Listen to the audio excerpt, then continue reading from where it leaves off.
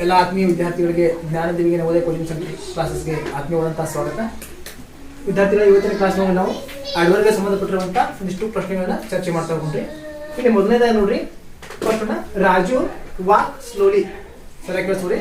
ಇಲ್ಲಿ Raju walk slowly. ನಾವು ಇದ್ರ ಬಗ್ಗೆ ಕ್ಲಾಸ್ ಯಾವ್ದಪ್ಪ ಅಂತ ಗೊತ್ತಾ? ಅಡ್ವರ್ಬ್ ಬಗ್ಗೆ. ರಾಜು ಏನ್ ಮಾಡ್ತಾರಪ್ಪ ಅಂದ್ರೆ ನಿಧಾನವಾಗಿ ನಡೆಯುತ್ತಾನೆ. ವಾಕ್ ಅಂದ್ರೆ ಏನು? ನಡೆಯುವುದಂತ. ಸ್ಲೋಲಿ ಅಂದ್ರೆ ನಿಧಾನವಾಗಿ. ಇಲ್ಲೇ ಅಡ್ವರ್ಬ್ ಯಾವ್ದಪ್ಪ ಅಂದ್ರೆ ಸ್ಲೋಲಿ. ಕ್ವಶನ್ ಏನಂತಂದ್ರೆ ಚೂಸ್ ದ ಕರೆಕ್ಟ್ ಅಡ್ವರ್ಬ್ ಅಂತ.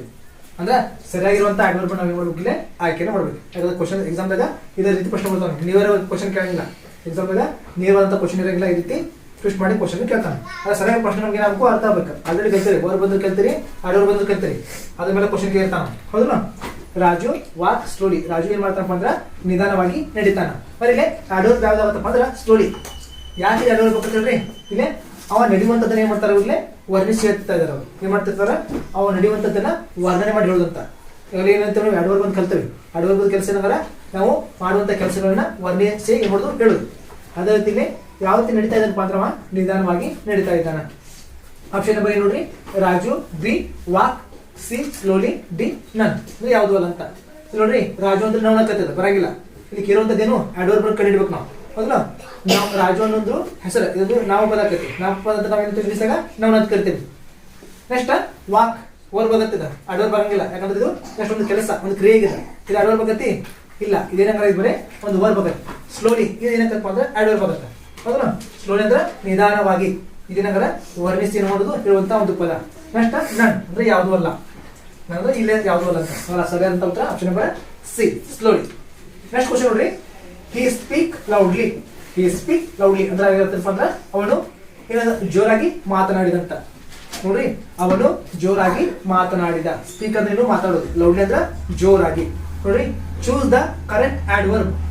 ಇಲ್ಲಿ ಕೂಡ ಅಡ್ವರ್ಬ್ ನೀವು ಸರಿಯಾಗಿರುವಂತ ಅಡ್ವರ್ಬ್ ಅನ್ನ ಆಯ್ಕೆ ಮಾಡ್ಬೇಕು. ಚೂಸ್ ಅಂದ್ರೆ ಆಯ್ಕೆ ಮಾಡುವುದು. ಏನ್ ಆಯ್ಕೆ ಮಾಡ್ಬೇಕು ಅಂದ್ರೆ ಕರೆಕ್ಟ್ ಅಡ್ವರ್ಬ್, ಸರಿಯಾಗಿರುವಂತ ಅಡ್ವರ್ಬ್ ಅನ್ನ ಆಯ್ಕೆ ಮಾಡ್ಬೇಕು. ಆಪ್ಷನ್ ನಂಬರ್ ನೋಡ್ರಿ. ಹಿ ಇದು ಅಡ್ವರ್ಬ್ ಆಗತ್ತನ? ಇಲ್ಲ, ಇದು ಪ್ರೊನೌನ್. ಆಲ್ರೆಡಿ ಕಲ್ತರಿ. ಹಿ ಅನ್ನೋದೇನು? ಪ್ರೊನೌನ್. ನೆಕ್ಸ್ಟ್ ಸ್ಪೀಕ್ ವರ್ಬ್ ಇದೆ, ಮಾತನಾಡಿದ ವರ್ಬ್. ನೆಕ್ಸ್ಟ್ ನನ್ ಯಾವುದು ಅಲ್ಲ. Option number D loudly. ಇದೇನಾಗತ್ತಪ್ಪ ಅಂದ್ರೆ ಅಡ್ವರ್ಬ್ ಆಗತ್ತ. ಯಾಕಂದ್ರ ಅವ ಮಾತನಾಡುವುದನ್ನ ಇದೇನ್ ಮಾಡ್ತಪ್ಪ ಅಂದ್ರೆ ವರ್ಣನೆ ಮಾಡಿ ಹೇಳ್ತಾ ಇದಂತ. ಅವ ಮಾತನಾಡುವುದನ್ನ ಏನ್ ಮಾಡ್ತೈತಿ? ವರ್ಣನೆ ಮಾಡಿ ಹೇಳ್ತಾ ಇದೆ. ನೆಕ್ಸ್ಟ್ ಅವ್ರು ಸರಿಯಾಗಿರುವಂತ ಆನ್ಸರ್ ಆಗ್ತದೆ ಆಪ್ಷನ್ ನಂಬರ್ ಡಿ. ನೆಕ್ಸ್ಟ್ ಮೂರನೇದು Radha run speedily. Radha run speed ಅಂದ್ರೆ ರಾಧಾ ಏನ್ ಮಾಡ್ತಪ್ಪ ಅಂದ್ರೆ ವೇಗವಾಗಿ ಓಡ್ತಾ ಇದ್ದಾಳೆ ಅಂತ. ರಾಧಾ ಏನ್ ಮಾಡ್ತಾ ಇದ್ದಾಳೆ? ವೇಗವಾಗಿ ಓಡ್ತಾ ಇದ್ದಾಳೆ. ಇಲ್ಲಿ ಕೂಡ ನೋಡಿ question, choose the correct adverb. ಇಲ್ಲಿ ಹೇಳ್ಬೇಕು ನೀವು ಸರಿಯಾಗಿರುವಂತ ಅಡ್ವರ್ಬ್ ಅನ್ನ ಆಯ್ಕೆ ಮಾಡ್ಬೇಕು. ಅದಕ್ಕೆ ಚೂಸ್ ಅಂದ್ರೆ ಆಯ್ಕೆ ಮಾಡುವಂತ. ಸರಿಯಾಗಿ ನೋಡ್ರಿ, ಒಂದು ಶಬ್ದದ ಅರ್ಥ ತಿಳ್ಕೊಬೇಕು ನಾವು. ಎಕ್ಸಾಂಪಲ್ ಕೇಳ್ತಾನೆ, ಒಬ್ಬರಿಗೆ ಕನ್ನಡ ಹುಡುಗರು ಗೊತ್ತಾಗಂಗಿಲ್ಲ. ಅದಕ್ಕೆ ಪ್ರತಿಯೊಬ್ಬರು ಕೂಡ ಒಂದು ಶಬ್ದದ ಅರ್ಥವನ್ನು ನೆನಪಿಟ್ಕೋಬೇಕು. ನಾಳೆ ಎಕ್ಸಾಮ್ ಸಡನ್ ಬಂದ್ ಬಂದ್ರೆ ಏನಾಗೈತಿ? ನೆನಪಾಗತ್ತ. ಚೂಸ್ ಅಂದ್ರೆ ಆಯ್ಕೆ ಮಾಡೋದು. ಏನ್ ಆಯ್ಕೆ ಮಾಡಬೇಕು ಅಂದ್ರೆ ಕರೆಕ್ಟ್ ಸರಿಯಾಗಿರುವಂತ ಅಡ್ವರ್ಬ್ ಅನ್ನ ಆಯ್ಕೆ ಮಾಡಬೇಕು. ಆಪ್ಷನ್ ನಂಬರ್ ನೋಡ್ರಿ. A Radha, B run, C speedily, D none. Radha ಅಂದ್ರೆ ಗೊತ್ತೈತಿ ಹೆಸರು, ಇದು ಬರಂಗಿಲ್ಲ. ಯಾಕಂದ್ರೆ ಇದು ನೋವಾಗತ್ತ. ನೆಕ್ಸ್ಟ್ ರನ್ ವರ್ಬ್, ಒಂದು ಕ್ರಿಯೆ. ಈ ರನ್ ಬರಂಗಿಲ್ಲ. ಸ್ಪೀಡ್ಲಿ ಏನಾಗತ್ತಪ್ಪ ಅಂದ್ರೆ ಅಡ್ವರ್ಬ್ ಬಗ್ಗೆ. ಯಾಕಂದ್ರೆ ಅವ್ ಯಾವ ರೀತಿ ರನ್ ಮಾಡ್ತಾ ಇದ್ದಾನ ಅನ್ನೋದನ್ನ ಇದೇನ್ ಮಾಡ್ಬೇಕು ಅಂದ್ರೆ ತಿಳಿಸ್ತೈತಂತ, ಒಂದು ವರ್ಣಿಸ್ತೈತ. ಇದೇನು? Describing word. ಸರಿಯಾಗಿರುವಂತ answer option number C. Next ನಾಲ್ಕನೇದು, I finish my work quickly. I ಅಂದ್ರೆ ನಾನು, ಫಿನಿಶ್ ಅಂದ್ರೆ ಏನು? ಮುಗಿಸುವುದು. ಏನ್ ಮುಗಿಸಿದವ? ಮೈ ವರ್ಕ್, ನನ್ನ ಕೆಲಸ. ಯಾವ ರೀತಿ ಮುಗಿಸ್ತಪ್ಪ ಅಂದ್ರೆ ಕ್ವಿಕ್ಲಿ, ಬೇಗ ಬೇಗ. ಕ್ವಿಕ್ಲಿ ಅಂದ್ರೆ ಬೇಗ ಬೇಗ. ನನ್ನ ಕೆಲಸವನ್ನು ಏನ್ ಮಾಡಿದ್ನಪ್ಪ ಅಂದ್ರೆ ತುಂಬಾ ವೇಗವಾಗಿ ಮಾಡಿದ್ನಿ, ಮುಗಿಸಿದ್ನಿ.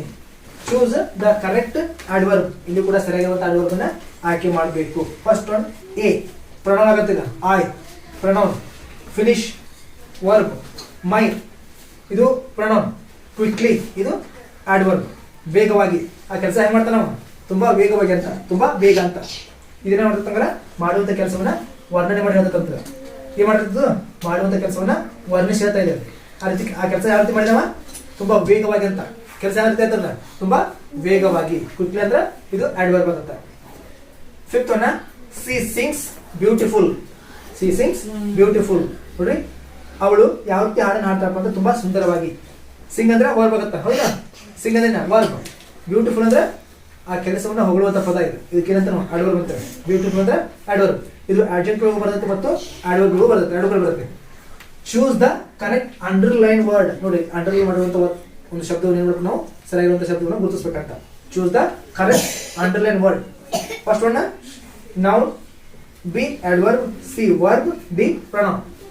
ಅಲ್ಲಿ ಬರುತ್ತೆ ನೌನ್ ಅಂತ ಬರಂಗಿಲ್ಲ, ಯಾಕಂದ್ರೆ ಇದು ಹೆಸರಲ್ಲ. ನೌನ್ ಏನ್ ಮಾಡ್ತಾರೋ ಹೆಸರಿದ್ದ ನೌನ್ ಅಂತ ಕರಿತೀವಿ, ಬರಂಗಿಲ್ಲ. ಅಡ್ವರ್ಬ್ ಕರೆಕ್ಟ್ ಐತಿ ಹೌದಾ, ಯಾಕಂದ್ರೆ ಈ ಒಂದು ಕೆಲಸವನ್ನು ಏನ್ ಮಾಡ್ತದೆ ಇದು ವರ್ಣಿಸತಂತ ಹೌದಾ. ನೆಕ್ಸ್ಟ್ ವರ್ಬ್, ಸಿಂಗ್ಸ್ ವರ್ಬ್, ಇದು ಬರಂಗಿಲ್ಲ. ಪ್ರೊನೌನ್ ಬರಂಗಿಲ್ಲ, ಯಾಕಂದ್ರೆ ಹಿ ಸಿ ಇವೆಲ್ಲ ಏನಕ್ಕೋ ಪ್ರೊನೌನ್ ಆಗ್ತಾವ, ಇದು ಪ್ರೊನೌನ್ ಆಗುತ್ತೆ. ನೆಕ್ಸ್ಟ್ ಆರನೇದು your work is so good. Your work is so good ಅಂದ್ರೆ ಇಲ್ಲಿ find the correct underline word. Find ಅಂದ್ರೆ ಏನು ಹುಡುಕುದಂತ. ಫೈಂಡ್ ಅಂದ್ರೆ ಹುಡುಕುವುದು. ಏನು ಹುಡುಕ್ಬೇಕು ನೀವು ಸರಿಯಾಗಿ ನೀವು ಅಂತ ಅಂಡರ್ಲೈನ್ ಮಾಡುವಂತ ಪದವನ್ನು ಏನು ನಾವು ಅದನ್ನು ಗುರುತಿಸ್ಬೇಕಂತ. ಇವರ ನೌನ ಅಡ್ವರ್ಬ್ ವರ್ಬ್ ಯಾವ್ದಾಗ್ತದೆ? Option number C adverb. ಇದು ಗುಡ್ ಏನಾಗತ್ತಂದ್ರೆ ಅಡ್ವರ್ಬ್. ಓಕೆ, ಇವತ್ತಿನ ಕ್ಲಾಸ್ ಇಷ್ಟು ಮುಗಿಸೋದು. ಮತ್ತೆ ನಾಳೆ ಕ್ಲಾಸ್ ಮತ್ತೆ ಭೇಟಿ ಆಗೋಣ.